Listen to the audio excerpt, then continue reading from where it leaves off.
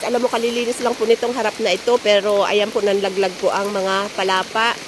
Saka po natumba po ang mga saging ni Ama.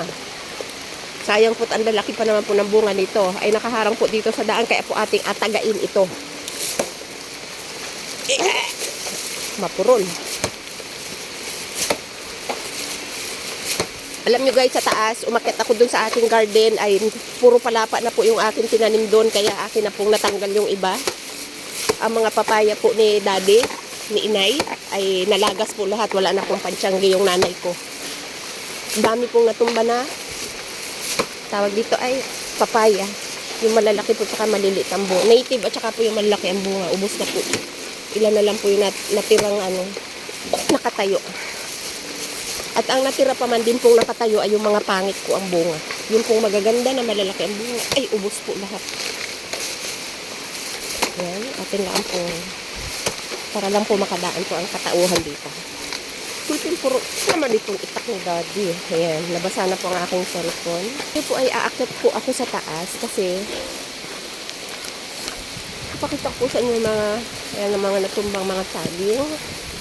Bilisan lang po natin kasi po ang aking cellphone ay mababasa. Malakas pa po talaga ang ulan.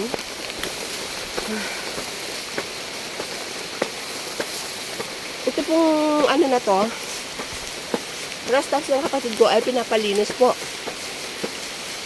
Katunayan nga po ay ilang linggo na pong may nagtatabas dito. Ang nangyari po, hindi pa po tapos magamas ay, at saka maghakot po ng mga palapa, ayan po, nanlaglag na naman po ang mga palapa. Kaya maraming pera na naman po ang masasayang niya para linisin po ang mga yan. Hindi pa nga po tapos eh. Ayan po, bumagyo na. Kung yung nakikita, napakarami po yan. Ayan, hanggang doon po sa taas. Yan po kasi yung harap ng kanyang bahay. Ito naman po, nadaganan doon sa ilalim, sa likod. Kaya po aking kinat na at itatanim ko po dito. Itatanim ko po yan mamaya. Para siya po ay mabuhay na dahil po umuulan. Ayaw po akong paakitin ng nanay ko dahil baka daw po malaglagan ako ng niyog sa ulo. Ayan guys, yung akin naman pong tinanim sa gilid. Ayan naman, hindi naman po nadala ng baha. Ayan po, may bulaklak po siya. May mga ilan po ako nakita na nabunot. Tulad po nyan guys, so kalilinis ko lang po dito. Ayan na naman siya. Ayan po ang mahirap dito eh. Ayan. Ayan po. So may bato na inanod, tanggalin natin. May nakita ako isa dito. Ito guys, oh. Tulad po nito, nabunot siya. So, ibalik ko na lang siya mamaya. Ito, yung kakao po ng daddy ko, ayan, na laglagan po yan ng palapa. Nagwo-worried po ang matanda, kaya lang bawal po siyang lumabas kasi po siya ay baka mapadapa. Ayan guys, kung nakikita nyo po, yung mga papaya. Ayan, tapos si snail po, ayan, sarap buhay siya kasi umulan. Mga niyog po na nalalaglag, kinakain po nung nung parang uok daw po ata ba yun? Ayan po, ang lalaki po ng papaya, ayan po oh, pahinugin po sana ito, kaya lang hindi na po ito mahinog kasi hindi pa po siya magulang. Buti na lang po guys, at nilagyan ko ng pansamantalang konting kanal sa gilid, kung hindi, sobrang apaw na naman po yung lupa dito sa loob ng hagdan. Tapos dito po kanina, ayan, natanggal ko na po yung mga palapa na yan kasi ang dami po dyan nakalagay po yan. Eh, dito po yung nakatanim yung marami kong portulaca. Pero parang andyan pa rin naman po siya. Parang nadala lang yung iba. Pero karamihan naman po ay nandyan pa. O, wala nga lang po siyang bulaklak kasi ay wala pong araw. Nalinis ko na po yan. Natanggal ko na po yung maraming palapa dyan. Tsaka dito po. So, yung mga gantong klase po, ayan, uyo ang tawag po dyan. Yan po ay iniipon ko kasi pang gatong. Kasi pag naglalaro po ako dyan sa taas, naglalaga po ako ng saging, kamote. Pag nagagarden, nagagamit ko po yan. Para sa akin po ay simpleng masaya na po ako dyan pag nagaganon po ako. O, dito guys, kanina rin, ayan po, naitaboy ko na sa ibaba yung ibang mga mga ibang palapa. Galing po yan dito. Tulad po nito, yung payong ko nawasak na. Iniwan ko na po dyan. Ito guys, yung sinasabi ko sa yung mga papaya, ayan, nabali siya. Ito, may nakahambalang pa. Ayan, ayan po, medyo magulang na po siguro yan. Baka po mapakinabangan ko na yan. Kung mahihinog. Ang ano ko po ngayon, task ko po ngayon, tanggalin yung mga uyo. Kahit pinapagalitan ako ng nanay ko kasi baka matalisikan daw po ako ng dahon o kaya ay bunga ng nyug kasi malakas nga po yung hangin until now. Yung pong mga saging na natumba na yan, tatanggalin ko po yan kasi mga tanglad ko po yan na pinunla. Dinaganan po niya. Kaya yan po yung aking gagawin ngayon. O, tulad po nito, nakaharang po sa daan. Pinutol ko na po yan kasi ano ko po mamaya ay hahakutin ko. Hahakutin ko po yung ano. Pero itong papaya po, parang feeling ko lang guys, pwede na siguro po itong mahinog. Kaya may mga kulisap siya oh. Ayan, parang medyo yellowish na siya. Sana po mapahinog yan kasi sayang. Ang lalaki ng bunga niya. Tapos ayan, natumba lang po kasi nandyan po siya naka-pwesto. Pinutol ko na po. Itong saging po, parang nanganganib po siyang matumba. Ay, wala naman po akong tulong na magagawa sa kanya. Pag natumba po, ay nakahapay po siya.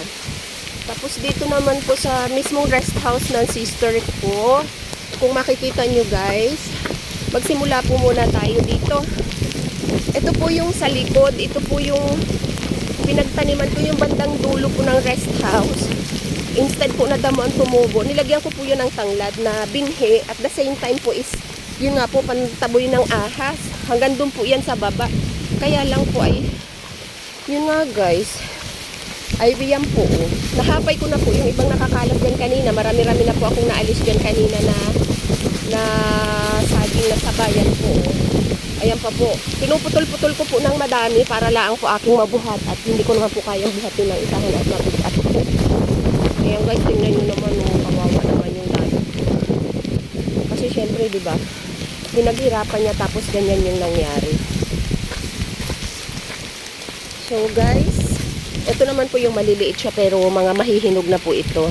So akin na po itong isi-save. Kasi kailangan ko daw ng daddy ko. Ang akin pong inano dito na, ito po ay yung mga dahon ng tanlad na pangpunla ko. Ito po kasi ay, may gagawin po sana ako dyan. Kaya lang, ayan, nangalat na po siya. Kasi pag nagsusunog ka po, maganda po siyang ilagay. Kasi pang tamoy po siya ng lamo. Kasi maamoy po siya. Kahit tuyo na siyang ganyan. Dito naman po, kung makikita po ninyo, ayan. Sobrang kalat po dito. Ayan, nakita nyo naman po nangyari sa mga kapatid ko. Sa CR. Sa CR. Nandiyan sa CR yung mga galon. Tapos, dito naman po, ayan. Ayan po, hindi ko na naasikaso kasi lumuwas po ako yung aking tanglad. So, ito po pantapong na lang po ito. Tapong, as in sa Tagalog po, tapong. Yung pang ano po siya ay yung pag magsusunog ka para mausok, maamoy po, layas ang lamo. Kasi tanglad po yan, maamoy po yan. Kahit tuyo na po siya, pag sinunog nyo po, naamoy pa rin siya. So, ayan guys, yung ating update dito. Tulad yan po, di nagiba na naman po ang saging ng aking ama. Kawawa naman, malulungkot na naman yun. Ang kanya mga halaman ay mga nasira. Dito po ay ayan. Nakita nyo naman guys yan. Ayan, nawasak na naman po ang kanyang papaya. Ay, ang mga bunga po niyan ay madami. Kawawa naman. Yan po ay chinachanggi po ng aking nanay every Sunday. Yan po ang kanilang source of income. So, ayan po ang nangyari. Di wala nang aanihan ng aking ina. Ayun, may hinog. Kaya lang, bulok na. Hoy guys, andun sa baba. Jackpot guys. Kasi, ayan guys, nakita nyo. Ayan po ang daming ano dito. Hanggang baba, may mga papaya. So, pupulutin na lang po. Kasi pwede pa po niyang pansyanggihan sa Sunday. Eh, ngayon po, ay ano na ba ngayon? Guys, may hinog ako. Ayun, nakita nyo, may hinog ako. So, ay, naku po, may butas na. Parang naunahan na po ako. So, wala na. Ayan, ang lalaki ng bunga. Napakasayang ko, diba? Oh my God. Ipakuha ko na lang po mamaya sa mas malakas sa akin. So, buti na lang guys yung aking hindi nagiba. Matibay talaga ang puno na. Ito po yung aking bayabas. Maliit pa lang po yung puno na ito. Ayan, binalutan ko po kasi kinakain po ng ano po daw yun, paniki. So, yan guys. May mga bunga po yan na binalutan ko. Ayan, kukunin ko na po ito mamaya. Alam, may nabulok na guys. Oh. Kasi kinain na ng ano to eh. So, anihin ko na lang siya mamaya. Pagbababa na po ako. Mamaya na po.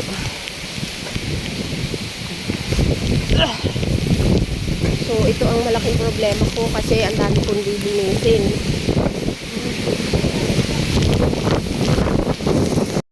Tapos yung guys, ito pa. Ayan po, dito po yan sa bandang likod.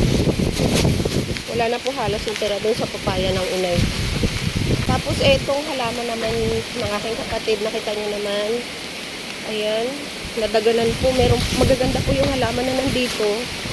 Ay nadaganan po siya, pati yung kakao ng daddy ko nadaganan. Ayun oh. Yung magandang halaman ng kapatid ko, plus yung mga nandun po. Grabeng pangyayari ito. Tingnan nyo guys, pati yung ano, yung nagliparan na mga tawag dyan. Ayan po, yung mga dahon lumikit sa dingding. So napakaraming lilinisin pag after nitong ano, after po nitong bagyo na ito. Kasi bagyo naman, grabe. Lakas din po kasi ng hangin kagabi, magdamag na malakas na ulan. Ngayon naman pong umaga, malakas po hangin. So, kung nakikita nyo guys yan, oh, di ba kayo naawa niya? Grabe yung sala ng ginawa niya sa kabuhayan ng aking ama. Itong mga nakaraan po, nung tag-init, ito po lately sila nag-aani. Ang papangit po ng bunga ng ano niya, ang papangit po ng bunga ng kanyang saging. Ay di syempre po natubo na ulit. Ngayon may mga bagong bunga. Sabay ganito naman po ang nangyari. Tingnan nyo naman guys yan, yung kalawakan na yan, puro saging niya, puro nakatumba. Malungkot na naman si daddy ko nito. At ang aking tinanim na tanla dito guys, ay ayan o, nadaganan na rin. Naku po, Lord. Pero syempre po, wala po tayong magagawa. Ganyan po talaga buhay. Kasama po sa buhay ang ganitong kalamidad. Ang importante lang po ay wala pong nadisgrasya na buhay. Kasi guys, alam nyo yung doon sa kabilang side po, yung niyugan ng kapatid ko, ay di po sila naglulukad, di sinungkit na po ang mga niyog, ay inanod po ng baha kasi yung umapaw po yung ilog, ay ang taas-taas po nun, ay inanod po ng baha ang kanilang mga niyog, mahigit daw pong 2,000 buo po yung kanilang naanod na alo ka rin. So malulungkot nito ang aking kapatid. So ayan po, so ang akin lang pong magagawa for today ay ahilahin po ang mga palapa kahit po ako inabawalan ng aking ina at baka daw ngani po ako ay malaglagan. Tulad nito guys, nakita nyo naman, siguro ito po pwede na itong pakinabangan na kahit medyo po siya, luyat. Luyat po sa Tagalog, yung halos wala pa pong laman. So, ito po pwede na itong mapakinabangan.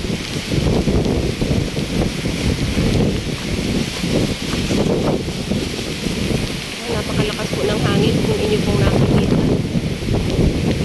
Buti na lang po itong nasa likod, mababa po ang nyog. So, kahit po malakas yung hangin, hindi po siguro siya matutumba.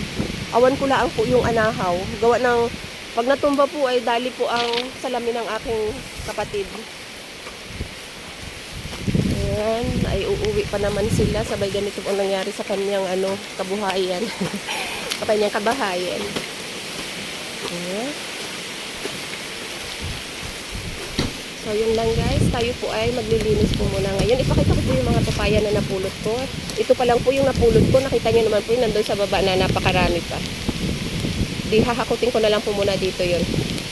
Bago ang lahat.